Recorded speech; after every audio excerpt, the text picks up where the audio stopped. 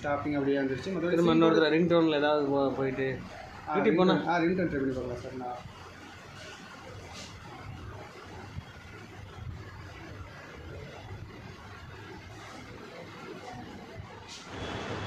இந்த மாதிரி இப்போ வந்து லேட்டஸ்ட் மாடலில் வந்து கம்ப்ளைண்ட் வந்தால் எந்த இடத்துல கம்ப்ளைண்ட் இருக்கும் அப்படின்ற விஷயத்தை நம்ம முழுமையாக பார்க்க போகிறோம். முழுமையாக வீடியோஸ் பாருங்கள், அப்போ தான் நான் சொல்கிற விஷயங்கள் உங்களுக்கு புரியும். ரிங் டோன் நம்ம செக் பண்ணி பார்க்குறோம், எந்த ரியாக்ஷனுமே இல்லை, சவுண்ட் எதுவுமே வரல. நம்ம நெக்ஸ்ட் நம்ம என்ன பண்ண போகிறோம் அப்படின்னா, இது எதுக்குரிய செக்ஷன், எங்கே பிரச்சனை இருக்குன்றது கன்ஃபார்ம் பண்ணிட்டு தான் நம்ம நெக்ஸ்ட்டு ஃபாலோ பண்ண போகிறோம். போர்டு எடுத்து செக் பண்ணும்போது இந்த இடத்துல வந்து டேமேஜ் இருந்தது, அதாவது ஸ்பேர்ஸ் அந்த இடத்துல இல்லாமல் இருந்தது. இது என்ன ஸ்பேரு, இதில் எப்படி சர்க்யூட் டிசைன் பண்ணியிருக்காங்க, இது என்ன ஐசி அப்படின்ற விஷயத்தை நம்ம முழுமையாக தெரிஞ்சுக்கணும்னா சர்க்யூட்டை ப்ராப்பராக நீங்கள் ஃபாலோ பண்ணணும். சர்க்யூட்டை நம்ம எடுத்து நம்ம இப்போ நான் உங்களுக்கு செக் பண்ணி காமிக்கிறேன். அதுக்கு முன்னாடி அந்த இடத்துல என்ன ஓம்ஸ் வருது, என்ன வேல்யூ வருது அப்படின்ற விஷயத்தை நம்ம செக் பண்ணி பார்க்க போகிறோம். அந்த சர்க்யூட் வந்து சீரிஸில் கனெக்ட் பண்ணியிருக்காங்களா, பேரலல் கனெக்ட் பண்ணியிருக்காங்களா, இந்த இடத்துல கிரவுண்ட் கனெக்ட் பண்ணி வச்சுருக்காங்க, அதுக்கிடையில் கனெக்ட் பண்ண அந்த ரிமூவ் ஆன பொருள் என்ன பொருள் அப்படின்ற விஷயம் நம்ம தெரிஞ்சுக்கணும். வேல்யூ பார்க்குறோம், இந்த எண்டில் வந்து நம்மளுக்கு எந்த வேல்யூமே காமிக்கலை, அந்த எண்டில் வந்து நம்ம பீப் சவுண்ட் அடிக்குது. அப்போ இந்த சர்க்யூட் அந்த மிஸ் ஆன ஒரு காரணமாக கூட இருக்கலாம். கண்டிப்பாக நம்ம சர்க்யூட்டை நம்ம எடுத்து நம்ம இந்த இடத்துல வரக்கூடிய நம்பர் B2203 போட்டிருக்காங்க, அது எதுக்குரிய ஸ்பேர், அது என்ன ஸ்பேர் அப்படின்ற விஷயத்தை நம்ம தெளிவாக நம்ம பார்ப்போம். அந்த நம்பர் B2203 லேஅவுட்டில் வச்சுட்டு நம்ம வந்து சிக்மாட்டிக் டயக்ராமில் வந்து நம்ம ட்ரேஸ் பண்ணி பார்ப்போம். நம்ம எந்த இடத்துல அந்த சர்க்யூட் அந்த ஸ்பேர் இருக்குன்ற விஷயத்தை நம்ம ஃபாலோ பண்ணிவிட்டு, அதாவது காப்பி பேஸ்ட் பண்ணி பார்ப்போம். நம்ம எந்த சர்க்யூட் டயக்ராமில் எங்கே இருக்குதுன்னு சொல்லி பார்க்க போகிறோம். சர்க்யூட்டில் யூஸ் பண்ணக்கூடிய அந்த பொருள் என்னென்னு பார்த்தீங்கன்னா, காயில் யூஸ் பண்ணியிருக்காங்க.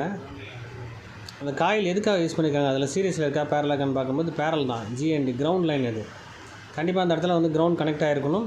காயில் ரெண்டு பக்கம் செக் பண்ணாலும் சவுண்ட் வரும், பீப்பு அடிக்கும். அதை வச்சு நம்ம வந்து ஷார்ட்ன்ற விஷயம் நிறைய பேர் நினைப்பீங்க. கண்டிப்பாக இந்த இடத்துல ஷார்ட் சர்க்யூட் ஆகலை, அந்த இடத்துல கிரவுண்டு மிஸ் ஆகிடுச்சு. ஒரு சின்ன லைன் கிரவுண்ட் கிடைக்காமல் இருந்தாலும் கண்டிப்பாக நம்மளுக்கு வந்து அந்த சர்க்யூட்டே டோட்டலாக வேலை செய்யாமல் போயிடும். இது எதுக்குரிய ஐசின்னு பார்த்தீங்கன்னா, ஹெட்செட் வரக்கூடிய ஐசி ப்ளஸ் ரிங்கருக்கு வரக்கூடிய ஐசி, ஸ்பீக்கர் கனெக்ட் பண்ணக்கூடிய ஐசி. இந்த ஐசி அப்போ அந்த ஐசியோட நம்பர் வச்சும் இது என்னெல்லாம் ஃபங்க்ஷன் ஆகுன்னு நம்ம ஐசி டயக்ராம் வச்சு நம்ம ட்ரேஸ் பண்ணி பார்க்கும்போது அதை பின்டீரியல் வச்சு நம்ம கன்ஃபார்ம் பண்ண முடியும். இதில் ஒரு ரெண்டு வந்து பார்த்திங்கன்னா லைன் டேரெக்டாக ஐசிக்குள்ளே கனெக்ட் ஆகுது, இன்னொரு ரெண்டு வந்து கிரவுண்டில் கனெக்ட் ஆகிருக்கு. கண்டிப்பாக அந்த காயில் நம்ம ரீப்ளேஸ் பண்ணி தான் வைக்கணும். அந்த இடத்துல அந்த பொருள் இல்லாமல் இருந்தாலும் கண்டிப்பாக ஒர்க் ஆகாது.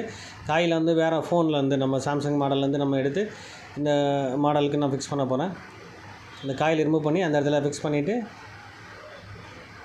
அந்த காயில் எடுத்துகிட்டு வந்துட்டேன். இந்த காயில் வந்து நம்ம போர்டில் நம்ம ஃபிக்ஸ் பண்ணி பார்க்க போகிறோம். காயில் எந்த டைரெக்ஷனில் ஃபிக்ஸ் பண்ணலாம், பொலாரிட்டி கிடையாது காயில் பொறுத்தவரை. சேம் அதுக்குரிய காயில் வந்து மேட்ச் பண்ண தெரியும் நம்மளுக்கு.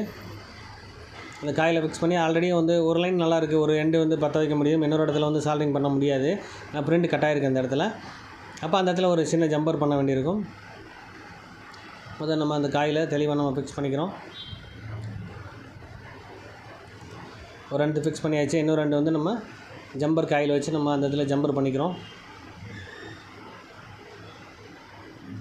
இப்போ ஃபால்ட் என்னன்னு சொல்லி கன்ஃபார்ம் பண்ணிட்டீங்கனாலே வேலை பார்க்குறது ஈஸி நம்மளுக்கு.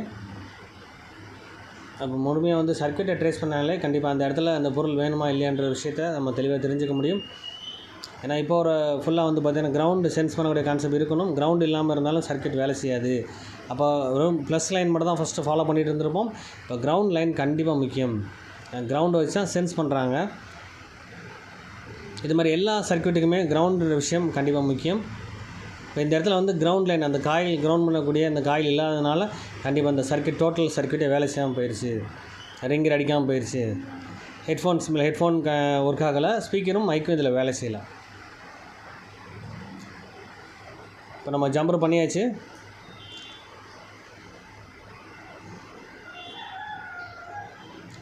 இப்போ நம்ம அடுத்து வந்து இதை நம்ம கிளியராக அதை க்ளீன் பண்ணிவிட்டு நெக்ஸ்ட்டு வந்து நம்ம ஃபோனில் ஃபிக்ஸ் பண்ணி உங்களுக்கு செக் பண்ணி காமிக்கிறேன்.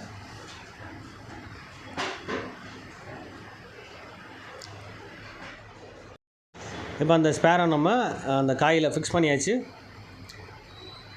இதுக்கப்புறம் நெக்ஸ்ட் வந்து நம்ம போர்டில் அதை கனெக்ட் பண்ண இடத்த காமிக்கிறேன் உங்களுக்கு எப்படி இருக்குதுன்னு சொல்லி ஜூம் பண்ணி காட்டுறேன். இந்த காயில் வந்து ஒரு ரெண்டு வந்து கிரவுண்டோட கனெக்ட் ஆகிருக்கு, அந்த கிரவுண்ட் ஐசிக்குள்ளே இருக்குது, இன்னும் ரெண்டு வந்து டேரெக்டாக ஐசியிலே கனெக்ட் ஆகிருக்கு. கண்டிப்பாக இந்த காயில் வச்சு சென்ஸ் பண்ணியிருக்காங்க கிரவுண்டு மூலமாக. இப்போ நம்ம செட்டிங்ஸில் போய் நம்ம செக் பண்ணி பார்ப்போம் ரிங் டோன் அடிக்குதா இல்லையான்றது.